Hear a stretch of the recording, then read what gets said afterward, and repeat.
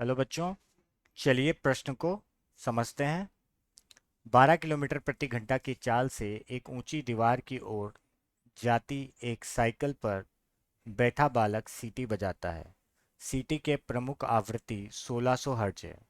दीवार से आवृत्ति आ- परावर्तित होकर आती हुई सीटी की आवाज की आवृत्ति बालक को कितनी सुनाई देगी?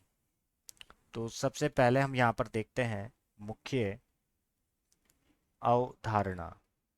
तो बच्चों, मुख्य अवधारणा में हम बात करेंगे डॉपलर प्रभाव की। तो देखिए बच्चों, डॉपलर प्रभाव क्या होता है? जब स्रोत स्रोत और श्रोता के बीच में सापेक्ष गति होती है, स्रोत और श्रोता के बीच में सापेक्ष गति होती है, तब हम डॉपलर प्रभाव को लगाते हैं। और डॉपलर प्रभाव बताता क्या है? आभासी आवृत्ति और वास्तविक आवृत्ति में संबंध बताता है।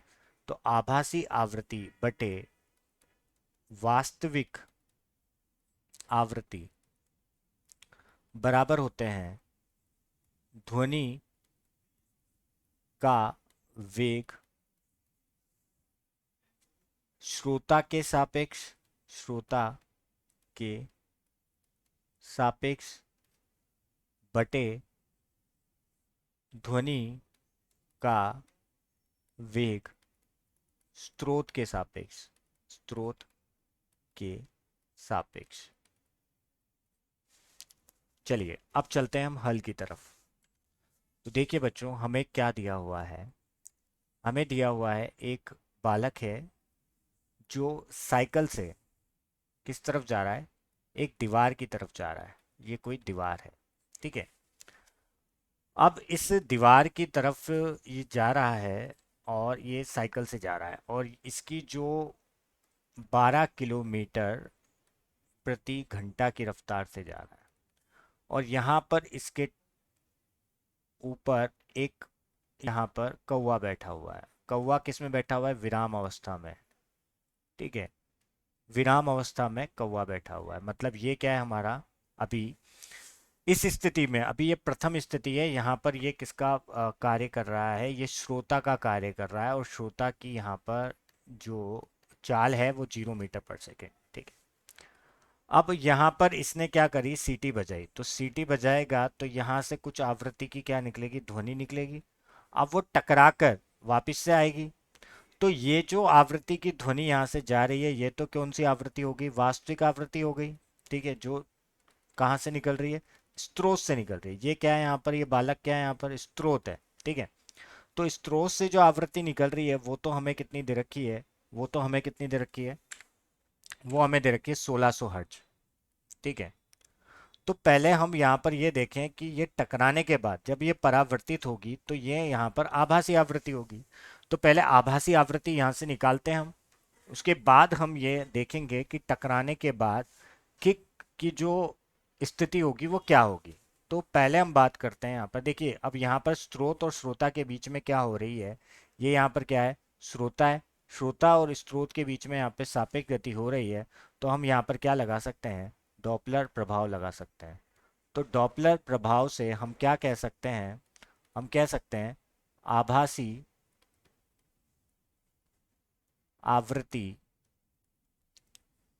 बटे वास्तविक आवृत्ति बराबर होती है, किसके बराबर होती है? ध्वनि का वेग श्रोता के सापेक्ष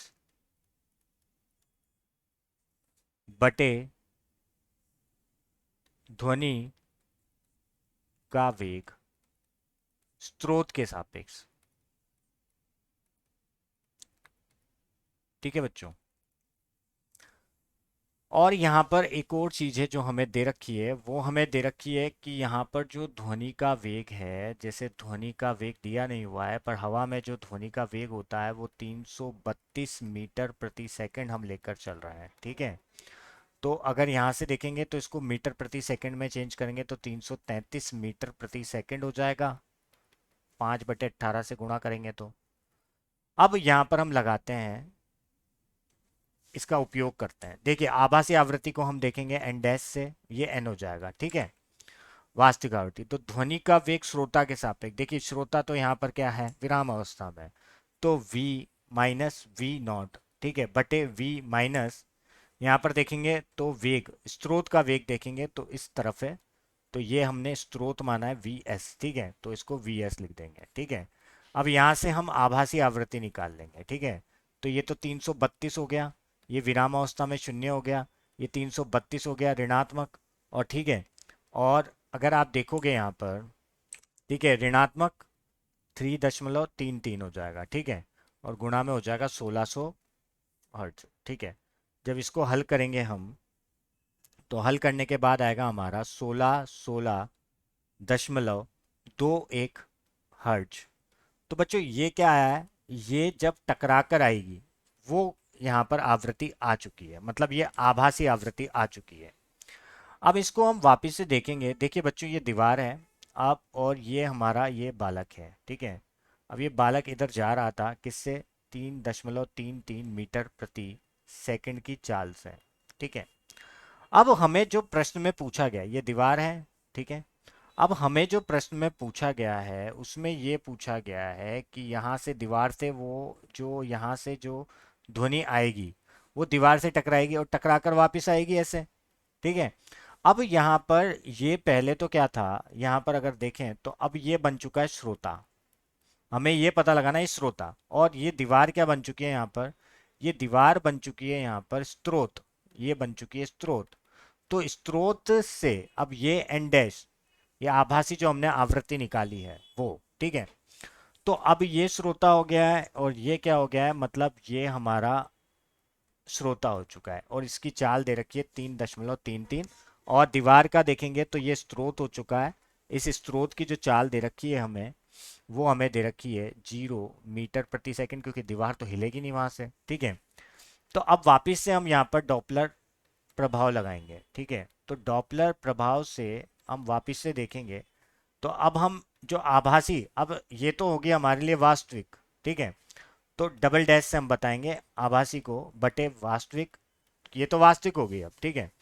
अब अगेन अगर हम ये इसी तो ध्वनि का वेग श्रोता के सापेक्ष, ठीक है। अब ध्वनि का वेग अगर श्रोता के सापेक्ष देखें तो v माइनस वी ऑब्जर्वर बटे v ऑब्जर्वर मतलब श्रोता, v बटे यहाँ पर क्या हो जाएगा, हमारा स्रोत हो जाएगा, ठीक है।